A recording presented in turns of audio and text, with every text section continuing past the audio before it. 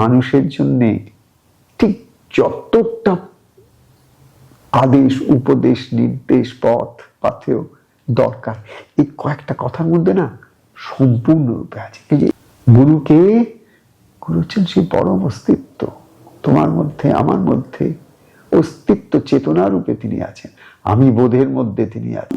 সেই টোটালিটিটাকে আমার গুরুদেব কি একটা খালি ভেহিকেলটার মধ্যে দিয়ে ফ্লো করছে, কিন্তু সোর্স কিন্তু one and only the divine.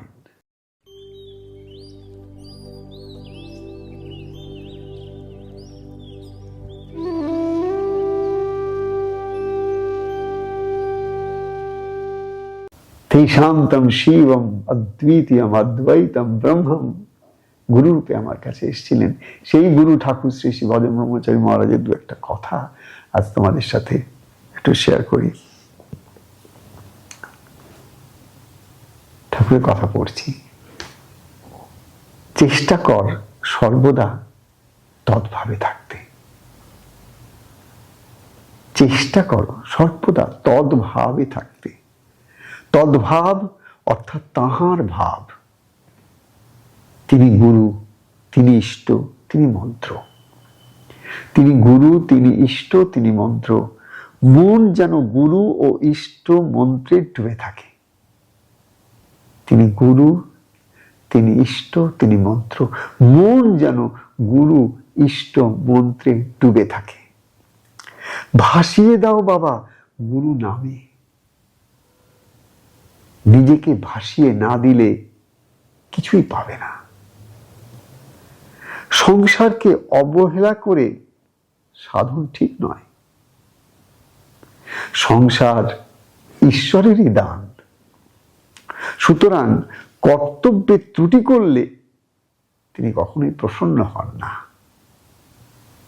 সংসারী মানুষের জন্য ঠিক যতটা আদেশ, উপদেশ, নির্দেশ, পথ পাথেয় দরকার, এই কয়েকটা কথার মধ্যে না সম্পূর্ণরূপে আছে। এই যে এর মধ্যে যদি আমি একটা একটা করে ধরে ধরে ডুবতে চেষ্টা করি, ডুবুরির মতন, না জানি কত মণিমাণিক্য বেরোবে। সবের মধ্যে রয়েছে। কেন? এটা আসছে সেই অস্তিত্বের মূল থেকে। গুরুকে, গুরু হচ্ছেন সেই পরম অস্তিত্ব, তোমার মধ্যে আমার মধ্যে অস্তিত্ব চেতনা রূপে তিনি আছেন, আমি বোধের মধ্যে তিনি আছেন। আর তারই একটা প্রতিধ্বনি আমার অহংকার। চেষ্টা করো সর্বদা তদ্ভাবে থাকতে। আমি না এই কথাগুলো তখন কিভাবে ঠাকুর আমার মধ্যে দিয়ে ব্যাখ্যা করেছিলেন, ঠাকুরের কথার ব্যাখ্যাটা এভাবে এই কলম দিয়ে লিখেছিলেন, সেটাই একটু পড়ছি। কোনটাই আমার কথা নয়, তিনি যেমন লিখিয়েছেন সেটা পড়ছি। ঠাকুরের কথামৃতের মধ্যে এই তদ্ভাব কথাটা বারবার এসেছে।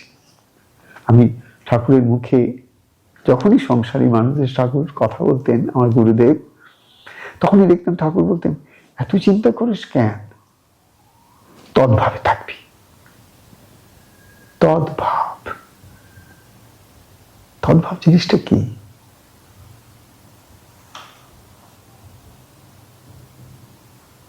তাঁর ভাব। তিনি কে? তিনি আমার গুরু, তিনি আমার মন্ত্র, তিনি আমার ইষ্ট। ঠাকুরের কথামৃতের মধ্যে এই তদ্ভাব কথাটা বারবার এসেছে। তার মুখে বহুবার শুনেছি ভক্তদের বলছেন, তোরা একটু তদ্ভাবে থাকার চেষ্টা কর না, দেখবি তিনি যে বড় দয়াল, ঠিক দ্বার খুলে দেবেন। এই যে কথাগুলো দেখছো,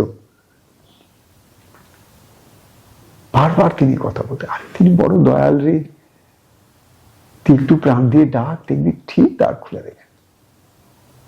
These are words of assurance. Coming from whom? Coming from the divine himself.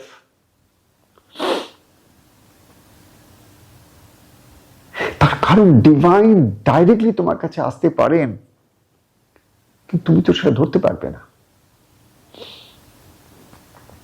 একটা মাধ্যম চাই।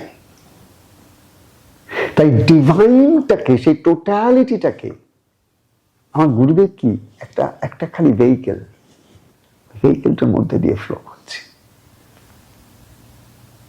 কিন্তু সোর্স কিন্তু one and only the divine. এটা আমাদের ভুলে গেলে চলবে না। আমরা যেন শরীরটাকে আঁকড়ে না ধরি। টিচিংটার মূলটা আসছে সেই আলটিমেটলি ইটস এ পয়েন্টার। গুরুদেবের মুখ থেকে যে কথাগুলো বেরোচ্ছে, কথাগুলো কেবল কথা নয়, দিস আর অল পয়েন্টার্স। একটা কিছু ইঙ্গিত করছেন তিনি, একটা কিছু বোঝাবার চেষ্টা করছেন। কোথাও যেন আঙ্গুল দিয়ে বারবার বলছে, ওদিকে তাকা, ওদিকে তাকা, ওদিকে তাকা, ওদিকে দেখতে পাচ্ছিস না, দেখতে পাচ্ছিস না, এরকম করে বোঝাচ্ছে। একটা পয়েন্টার।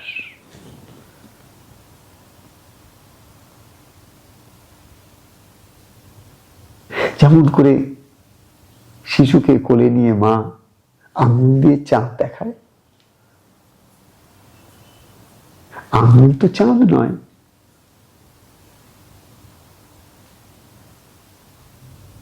কিন্তু চাঁদ দেখাতে গেলে আঙুল দেখাতে হয়। অনেক তারা, অনেক কিছু আছে, তার মধ্যেই দেখ চাঁদ। ঠিক তেমনি গুরুদেবের মুখে এই তদ্ভাব কথাটা বারবার শুনেছি। চাঁদ দেখানোর মতনই তিনি বলতেন, ওরে তাকে যদি ভালোবাসতে চাস তার ভাবে থাকার চেষ্টা কর। তার ভাবটা কিরকম?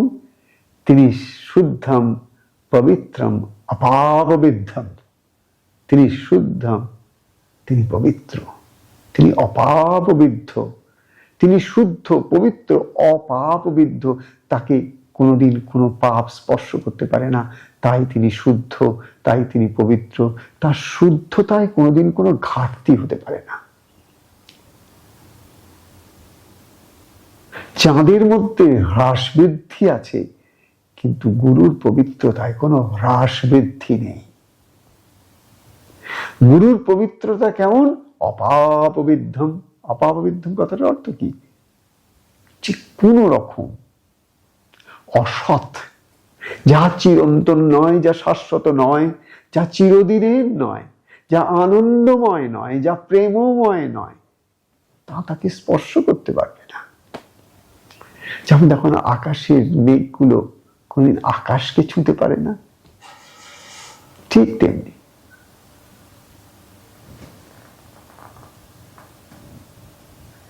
তদ্ভাব বলতে ঠাকুর বোঝাতেন ইষ্ট গুরু চিন্তনে মনকে ছুঁয়ে রাখতে।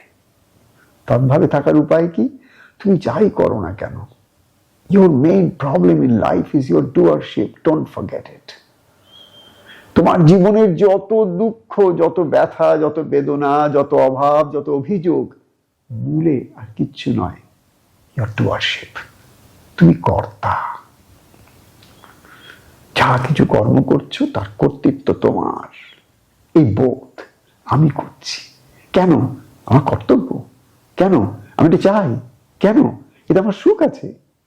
আমি আমার, এটাই হচ্ছে যেটাকে আমরা বলবো কর্তৃত্ববোধ, ডুয়ারশিপ।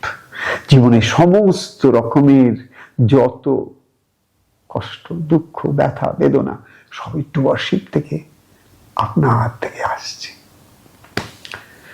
যে এই ডুয়ারশিপটাকে ট্রান্সফর্ম করতে পেরেছে, তদ্ভাবে থাকতে থাকতে, চিন্তা করতে করতে, তাঁর চিন্তন করতে করতে একটা সময় আসবে যখন তোমার মনের আর ক্ষমতা থাকবে না নিজের স্বার্থ চিন্তা করতে। যখন তোমার মনের স্বার্থগত চিন্তার রাজসিক তামসিক গুণগুলো আস্তে আস্তে হ্রাস পেতে পেতে পেতে ক্ষয় হতে হতে তোমার সংসারটার মধ্যে আর কোনো কিছুর মধ্যে তোমার সেরকম আর কোনো রকম সেই আঁকড়ে ধরার চেষ্টা থাকবে না। কেমন যেন সহজাত ভাবে দেখছো সব কিছু চলছে, তুমি আছো তাতেও চলছে, তুমি নেই তাতেও চলছে, কার যেন একটা অদৃশ্য অঙ্গুলি হেলনে আপনার থেকে সব চলছে। এইটা যখন তুমি দেখতে পেলে তখন নিজে তুমি আলগা হয়ে গেলে, ডুয়ারশিপটা হালকা হলো, আলগা হলো। এটা তদ্ভাবে থাকার ফল। কি করে প্রমাণ পাবে ঠাকুরের কথাটা তুমি অনুশীলন করছো? প্রমাণ পাবে সেদিন, যেদিন তুমি তদ্ভাবে থাকতে থাকতে তোমার কর্তৃত্বের যে শিকড়গুলো আছে সেগুলো আলগা হয়ে গেছে, এটা বুঝতে পারবে। যতদিন কর্তৃত্বের শিকড়গুলো মাটির মধ্যে ধরে আছে, মানে সংসারটাকে ধরে আছে, বউ স্বামী স্ত্রী পুত্র, এই তাই, ভালো মন্দ, এর ভালো তার ভালো, এই হোক তাই হোক, এই হোক হোক যা কিছু, সব শিকড়। এই শিকড়গুলো দিয়ে তো তোমার সংসারটায় তুমি আঁকড়ে পড়ে আছো। ভাবে থাকলে কি হবে জানো, ঠাকুরের কথা না মুশকিল আছে, সংসারের এই আঁকড়ানি ভাবটা তোমার কমে যাবে। This is the magic that